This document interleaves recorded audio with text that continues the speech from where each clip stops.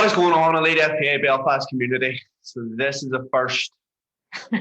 We're a minute late because we were trying to decide Which side we're meant to be which on. side we're meant to be on. I'm still convinced that Katrina is meant to be on this side. No, and I'm because meant to this be on is this my side. good side. So when I photo, I'll always be like, All right. or like up and down. I have all good sides. What is going on, peeps? Hope you're well. Today is our 10th wedding anniversary, and I still haven't got Katrina a card You haven't even opened the one I bought you sitting on the table. because We're there's nowhere open. Let me get my hand. There's nowhere open to buy anything. Ask us open up, you can get a card in there. So she'll just have to wait until shit opens. So what's going on? What are we talking about? You tell me. Yeah, so we're probably going to talk a wee bit about obviously from a business side of things, because as well as being married, we've opened some businesses together, which has always been not even a challenge. It's always just been insightful. Yeah. And yeah, crazy journeys. But I think we're going to start with how we met. How was that? Well, we probably met before we met. Yeah. So yeah, we kind of knew each other My before. daddy. Yeah. Drinking your daddy's bar. Yeah. So I knew Katrina's daddy for a while. So every time I come in to see him, you were eyeing me up. Yes, very much so. Actually, I seen a photo of Katrina ages before we actually got together, and I sort of knew then. Oh. Yeah, I sort of knew then. And then ironically, it was at your sister's wedding, where we actually properly got together. More or less gypsy grabbed. Yeah, I gypsy grabbed Katrina, and it was caught on camera as well. And she wasn't best pleased. Yeah, like I ran over and just basically threw my arms around her and lifted her up, and you could just see by her face she was just like, "What is that creep actually doing?" Because Katrina was a bridesmaid as well, so. You had some kind of bet going, did you? Yeah. That was eventful. I won. 10 years later. Yeah. Well, it was more actually. So it was. I would have been about 13 years ago. Yeah. And didn't then. take as long to get married then, did it? Nah, we sort of knew. We actually moved in together probably. About 6 months. Yeah, probably about 6 months. Because... No, well, I was getting an apartment to move into. Yeah. And we were out for dinner one night and he's like, so we'll do this, we'll do that. And I'm like, where are you going? And then he had told his man, oh, I'm moving out. She was like, right, out, clear the room. So I had no choice. Yeah, you had no choice. You just get landed. So we moved in together. Yeah. We actually lived in an apartment, Suffolk Road, isn't it? Yeah. It's actually not too far from where we live now. We've been everywhere. I know.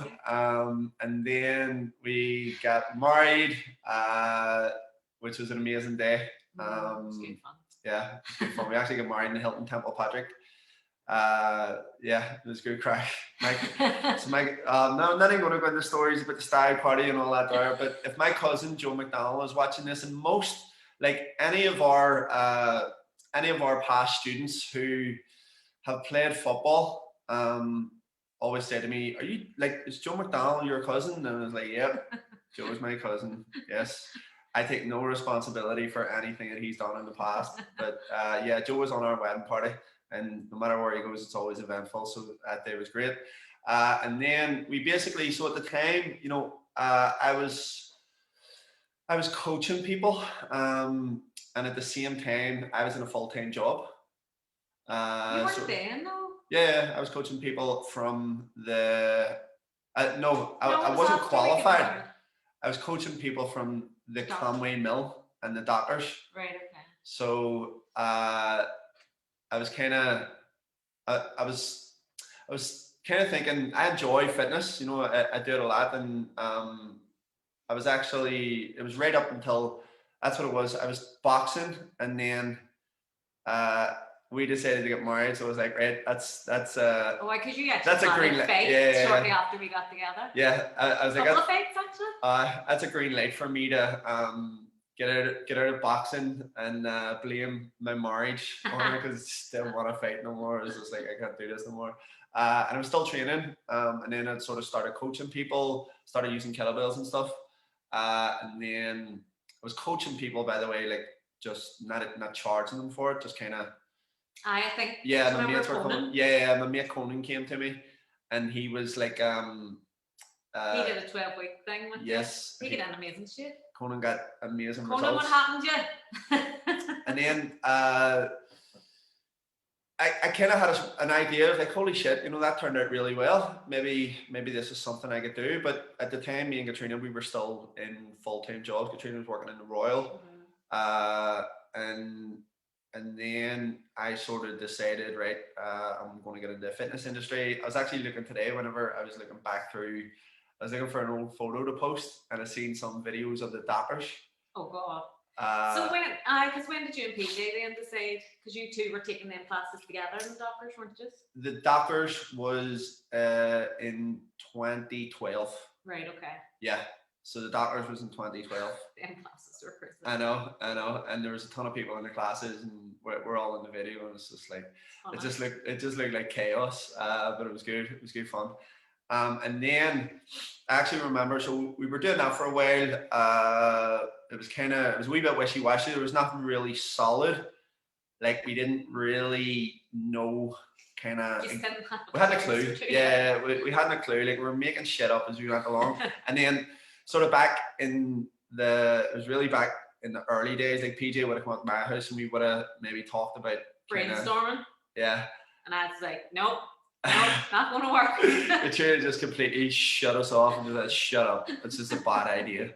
And then we were like, right, okay, back to the drawing board. So what are we going to do now? Thankfully, she was there for us because you were kind of our first coach then.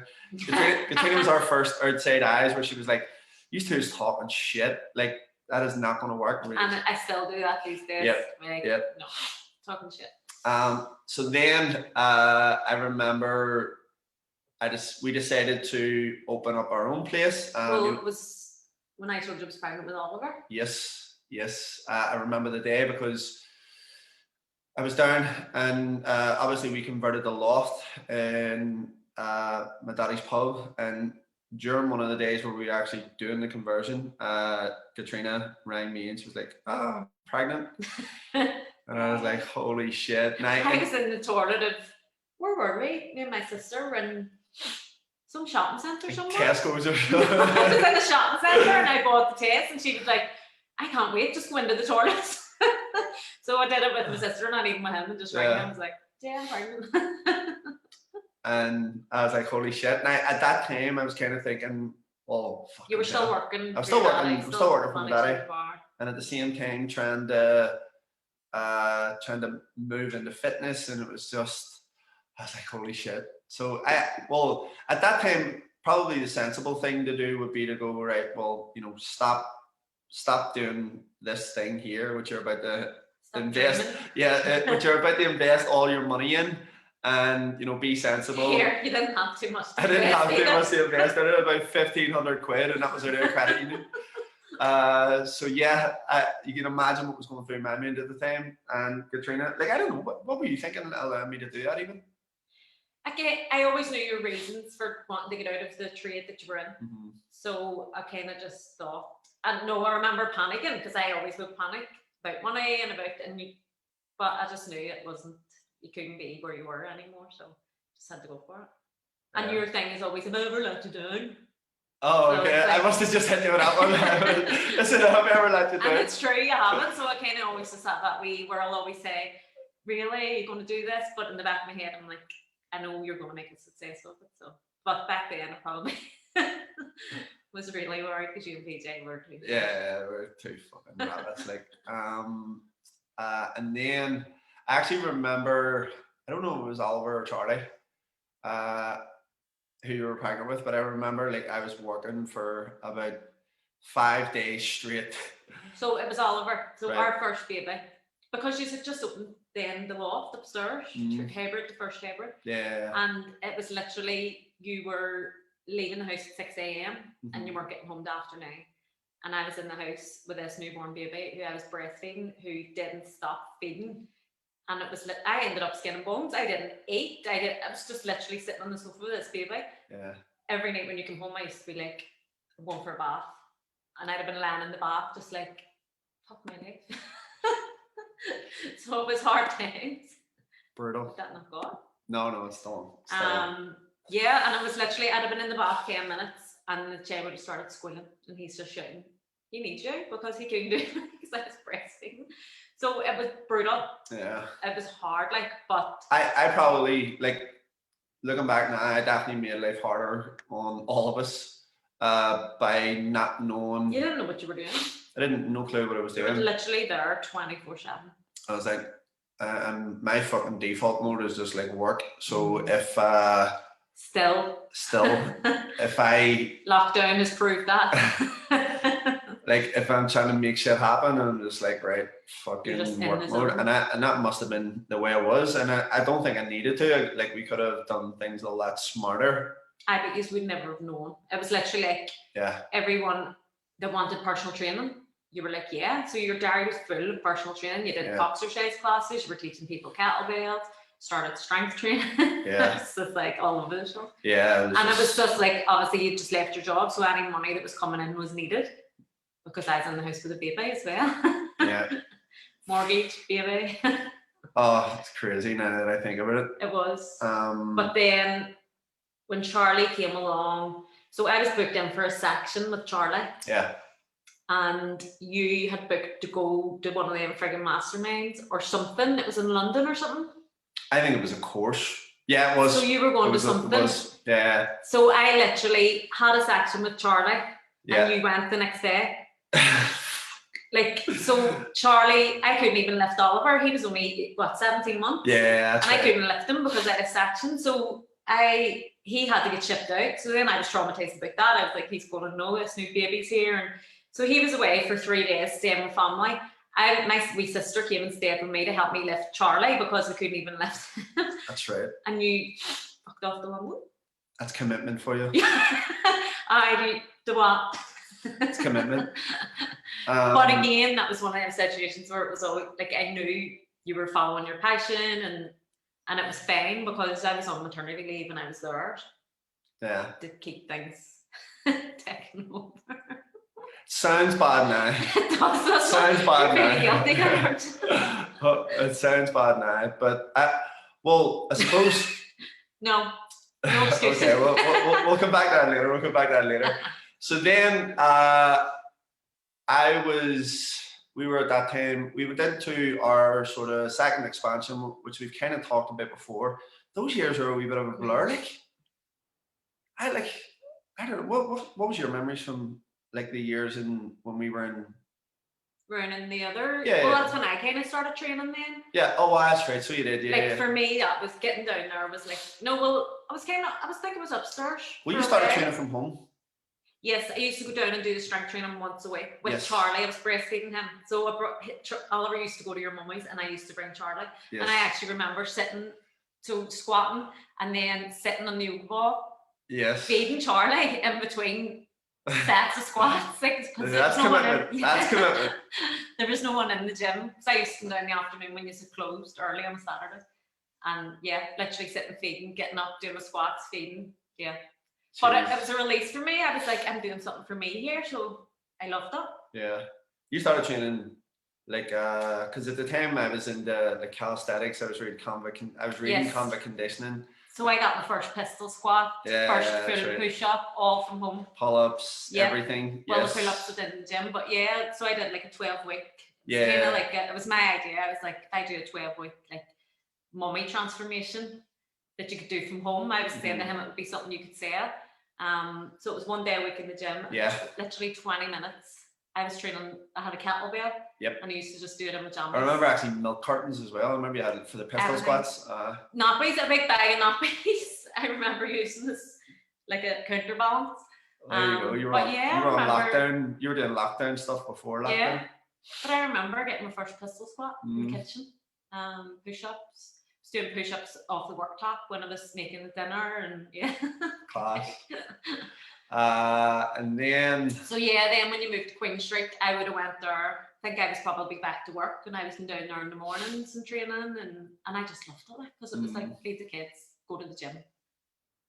Class. Yeah. I remember as well. So then, obviously, Queen Street, it never worked out.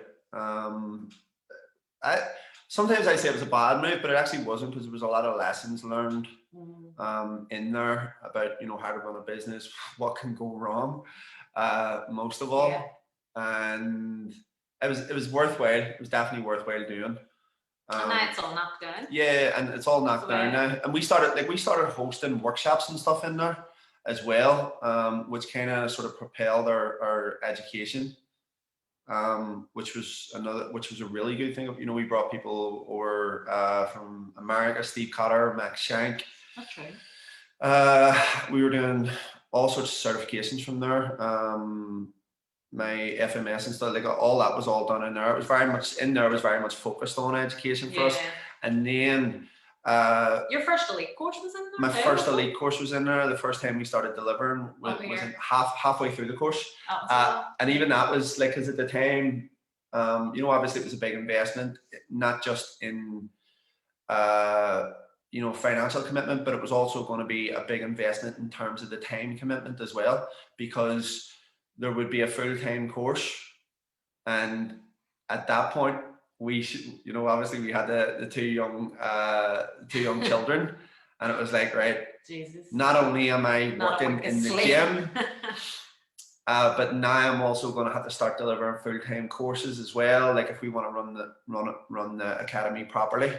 And that was another big decision. Like I remember that, because when you told me you were going down to Dublin to meet Sean, and you were telling me all about it, I suppose everything where there's that massive financial thing, it was always, and it was like, where are you getting that money? And it was always just like, it's fine, we'll sort it. And it was like, but we don't actually physically have this money sitting in front of us, but it was never an issue. It was just like, it's being done. I don't know what the fuck goes through my head. Like sometimes I'm just like, well, I'll figure it out. You done it? I'll figure it out, which I always kind of do. So then we were basically forced out of that second facility and then into the third facility. And at the time, obviously there was the commitment now with Elite, but then there was also the commitment of the bigger expansion into the next gym. And I remember actually having a conversation with you. I think it was whenever I came back from Dublin. And I was just like, fuck me, I was so scared. Like, I don't even, like, I can't even remember what was going through my head at the time. It was like if it works, it's obviously going to be massive, which it has proved to be. But then at the same time, but it didn't just work. No, like you had to work your balls off. Absolutely. For it to work. Yes, absolutely. Because I remember at the start you were turning your hair out. Like you found the sales so hard. Like you were so frustrated. You had so many sales calls and you weren't making one sale. And I remember a few times you were just like, I don't know, like, what am I doing here? It was brutal. And all I kept thinking is, how much money you put in this? Oh my God, it's awful. I know. And that's probably when the coaching, the create came into it, is it around that time? So in the meantime there, I went part-time and work. So I was going to work still in the Royal part-time and having the kids the other half of the time, and then they were going to your mummies and stuff. So that took a bit of the pressure off me, where I wasn't working full-time. And a bit of pressure off you, because I had more time with the kids. That was always my main focus, was like the kids. And it was good that I was able to focus on them. I was able to go part-time and then have all that time with the kids and stuff, and still have time for me going to work. Need that. It was amazing. Oh God. Then, so what happened next? You decided, well, what was happening was, it was probably a combination of a few things, both with the gym and with Elite. There was probably a lack of structure, well, not just within ourselves, but within the business as well, because we didn't really have all of the system. We didn't really have a handle on all of the systems. There was a lot of things that we could have been doing better from a service standpoint. And at the time I was actually getting coaching off Sean and Jason as well, which was helping out a lot, and that was kind of propelling me, and then it was connecting with different people, learning different things again from a bit on the business side of things, and then you made the decision. What? to quit your job? God, but yeah, it was a few years later. That was a couple You of were- years later. I mean, we were trading for a couple of years Yeah, up until that point, but even because it was then, only 2 years ago I Yeah. left my job. Yeah, so I just decided, I think there was just shit going on in my work, and I kind of knew you needed admin, and that's what I did. Mhm. I was a secretary in the Royal for 14 years. And when you have a job like something in the Royal, when you get a job like that, your mum is like, oh, it's a job for life. So Yeah. you have this in your head, like, why would I leave her? Because it is a job for life, and I had no maternity leave and all that. But I kind of just outgrew it, and I just knew I didn't want a job for life anymore. A job was what I didn't want. So I just went in then do the business to Yeah. make it more family kind of business. But it was admin in my head. I remember when I was leaving the Royal, people were saying to me, oh, you'll be a personal trainer in no time. And I was like, I don't think I will be.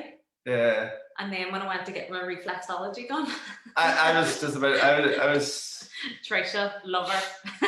Shout out to Trisha. Yeah. Trisha said, "Oh, you're not going to be doing admin. You're going to be a personal trainer." It must have been more now. It must have been like. Trisha's a reflexologist who literally tells you everything about your life. It must have been about 2.5 years ago, because you were working admin for a while. Well, it was 2 years. It was 2 years there in January from I started in the gym.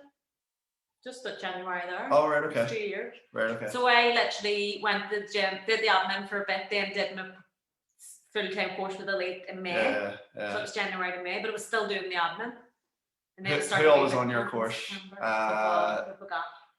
So we had Tommy and Lynn. Tommy and Lynn. They're both doing amazing now. Yeah. Shout out to the girls. Who else is on there? Frank Burns, Shay. Oh yeah, Frank Calvin. Shay.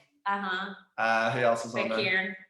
Kieran Gillen was on your Couldn't forget course. Kieran. Yeah, shout out to all those. Oh, we God. had some crack on that course. That was good fun, that course. It was fun. The Oh, I'm just thinking Kieran. so then you were kind of doing part admin, part coaching after that, weren't you? I didn't do well. Sure, I started a wee boot camp. Do you remember That's the right. wee ladies only Yeah. boot camp? And it took off straight away. Yeah, it did. Yeah, I was able to promote myself through my Instagram page and stuff, because I suppose I had been posting a lot of fitness stuff anyway previous to doing my course, and then I had put like I'm doing my course and people are interested. So yeah, it's good. That was the start of our boot camp, really. Yeah. That was the start of them sort of half-hour Another sessions one that of we my started ideas. doing. Nora idea, Katrina, yes. And then that was another thing. So I suppose it was went full circle there, because when you were making the decision then to leave the Royal, My job. I remember, because obviously, you know, there's like, regardless of what anyone says, you know, as an entrepreneur, as a business owner, there's always pressure on you. There's always a level of uncertainty, you know, no matter what, and especially when you're not as clued in as what I am today. And you know, I had no. Yeah, because it was the whole will I leave, won't I leave? Yeah, because we were like, well, you have a job for life. You know, you have a secure job. That was what kind of always paid the mortgage. It was like that money's always coming in, so we know that that's covered. Yeah, and there was that. And then there's always people like, just take a year out, just in case it doesn't work. But I kind of knew. You had your heart set. I'm all or nothing. There was no way I was just going to take a year out just in case. It was like, I have to go and make it work. And it worked. Yeah. Now I left. Well, she sorted our shit and then she left. So well, you've got Megan to sort your shit. We got Megan to sort our shit now. You didn't and need then me anymore. You trained Megan, and Megan's doing an amazing job Better job than I ever could have done. Yeah, because I argued. if I say here, I need this here done, hold on, I'm busy. I'm busy with the kids. I'll do it later where Megan's on the ball. Love Megan. Right, so then you now what's going on today? Now I have a beautiful pole studio in West Belfast. Yes. That is fully sold out. Hold on a second. So if there's female trainers watching, I don't know, male trainers if you want to go as well. So You can't train males. Right, you can't train males. Okay, Just so just yet. females. I'm gonna train you. I'm gonna take you through a week 12-week course. Right, okay, sounds good. No, it's for females. Okay, so fuck the dudes. You're right. It's all about girls. So there's some female trainers actually going, is Yes, so I do, and I actually have a couple of slots in this class. So it's a wee class that I made especially because I knew a lot of the girls from Elite had been wanting to come, and they're all fit pros. So Yes. instead of having a complete beginner class, it's a beginner plus class, and it's just going to be a wee bit more intense, a wee bit working more on the strength side of pole that I wouldn't be doing with beginners until a good few months in. So yeah, and it's at 11:30 on a Monday. I kind of put it at that time to fit round personal trainers that have their clients in the morning, and then so yeah, if you're interested in that, give me a shout. I have a few spaces left on it. There you go, ladies. Fun. Get on it. Everything else is sold out. All my beginner slots are gone. Crazy. Haven't even opened yet. From studios courses. How'd you do that? I wonder. How'd you do that? Did it on myself. The same principles apply. Yes, it definitely works to any industry. Same principles apply right across the board. So what's the biggest piece of advice?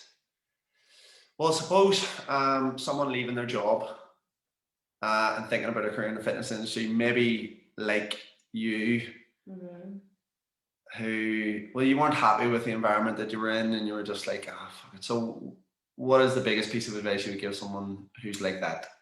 Well, just go for it. Like, you have to.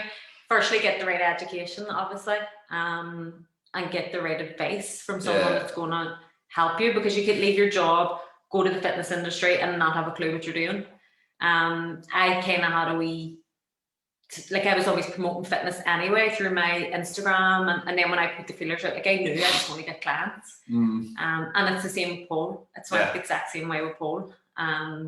Obviously my pole stuff has taken off a lot more because pole's a bit more of a niche thing, and a lot of where there's probably a lot. It's new, and people see it and they're like, it's very visual too, pole. So for Instagram, it's amazing. But yeah, I couldn't have done I couldn't have run a business without coaching from you. There's no way I would have knew where to start. So there you go. You paid me back for all them years I was in the house of my own with the kids, hanging off my. I knew, see, whenever I was traveling to London that day, I knew there was a reason for that. I knew we wanted to get back to that. The coaching thing, the amount of times you'd say to me, "Oh, here, I'm going to friggin', where are we going? LA. And I'm like, "No, you're not." And I always blame Dan. Dan McCaffrey. That's right, Dan. I always blame Dan. He always went for lunch with Dan and then come back and he's like, "Oh, here, I'm going to LA on Wednesday." I'm like, "What?" "No, you're not." And it's always Dan's fault. Dan's like, "Just go for it, man." I did it. So when was it? It was about a week before I went away. I was like, "Here, listen, I'm going to fucking LA next week," and you're like, "Wow." It's just after Christmas. Yeah, and I walked in and told my dad, and the dad was like, "What the fuck is wrong with you?" And I was like, "Dad, I'm going to LA next week." It's just like, I'm here, but you know what? It's done. And even when you told me I'm signing up for Coaching McCrae and you told me how much it was, I was like, "You are, and you're there's no way." But of course, you still went and done it. Yeah. And it has paid off. I'm glad you done it now. Yeah. I always say when you come back from them things too, you always had this buzz where you were like, right, I'm on this now, and you always got something new from it. So it was always worth it. That's the thing about coaching as well. I actually heard a saying recently is whenever you think what you see is all there is. So basically what you've got in your mind now, from either a fitness perspective, a nutrition perspective, from a business perspective, just right across in life, if you think what you see currently is all there is, well then that's right there. That's the cognitive bias that's actually holding you back, because there's so much more. And then the more you find out about certain things, the more you learn. You come back with what I was coming back from the States with, was just this buzz, and I can't believe there's just so much opportunity in the world and in business, and that's he wants to move out there. Yeah, that's generally what it gives you. Whenever COVID fucks off and however long, we'll definitely head back out to the States. Yeah, definitely. 100%. Wee Canadian trip. Yes. Go to. Yes. Danny. Yes. She's her silk studio out there. And she's invited you out. She's put some poles up, so. There you go. With Canada. There you go. We'll go there first, because I actually missed out on Toronto. Yeah, well, that's 2020. Was it? No, was it 20? That's last year. Ah, it was last year, yeah. April, you meant to go? May. I was meant to go to Toronto. Missed out on that. We missed out on a shitload. We missed out on Reykjavik. Santa Monica, San Diego, Toronto, No, we missed out on Reykjavik. You missed out on San Diego. Lake Garda. And wherever. Lake Garda we missed out on as well. Which What is were you going to Lake Garda for? for fucking Natalie's wedding. Oh. That's right. We were meant to go there. We Didn't get going there either. That's right. Oh God. Yeah, which was all pretty shit. But anyway, what we'll wrap it up here soon. But Talk all day. I know Reminiscing. for someone that is trying to run a business, take care of their health and fitness, and at the same time run a family, organize a family, what's the best piece of advice you would give that person? Well, you probably need a supportive partner. That would help. That helps. That helps always. Yeah, I think your own health and fitness and your own mental well-being needs to come kind of before anything. And I would always say that to girls, like, women will run about and look after everyone in their family and let themselves just go to the like won't look after themselves and kind of feel like they don't deserve to look after themselves, or yeah, it's like, well, I'm a wife and I'm a mummy and I have to do this, this and this. Yes, that's fine. And I always look after my family, but I also look after myself. And it was always kind of non-negotiable with us, where when I started pole, I actually started pole just after I had Charlie as well. And he always knew when my pole class was. So there was nothing that was going to say, like he wasn't going to say, oh, I have something else, because he knew I needed that time. And that's where the sport comes into it. Yeah. And I never felt guilty about leaving my kids to go to pole, because I knew that kept me sane. And it was the same as the gym. Like, people would be like, oh, I couldn't die for the kids. And it's like, you need to keep yourself sane. And if you're feeling good about yourself, then everyone else in your house is going to buzz off it and they're going to know that. So yeah, that's my advice. Look after number one, to look after number 2, 3, 4, and the dog. We didn't talk about the dog. We didn't talk about the dog. Well, the dog just was the icing on the cake. No. The dog was the icing on. Katrina hates dogs, and I surprised her with one. Somewhere in my mind, I was like, you know, it was like that time where I said, "Here, I'm going to America next week." I was like, somewhere in my mind, she'll turn around to me and go, "That's a really good idea." And the many weeks I've been now, and I'm still like, someone please take this dog out of my house. He's coming around to him a bit. No, he loves me. Lenny loves me. Yes, he does. Lenny knows. And he's cute, but I don't do dogs. I just don't. He's a good dog though. He's a really good dog. Any final thoughts for anyone? Do we have any questions on the page, or is anyone commenting on this here? Let's see this here. Just for questions. I didn't ask for any questions, but I'm just curious. Give us a few Mr. and Mrs. questions. Yeah, that would be good. That would be good. And we'll just point. Let's see. Yeah, there's people commenting on it here. Everyone's just saying happy anniversary. Thank you. Yes. Yes. So we shall leave it there. Any final thoughts? Final thoughts. You need to go and buy me flowers and champagne. I need to go and buy flowers and champagne. That's the final thoughts. Yes. Heart. my final thoughts are the key to not just growth in your personal development growth, your business growth, but also your growth within your relationship is empathy, understanding. Yeah. There you go. Adios. Bye.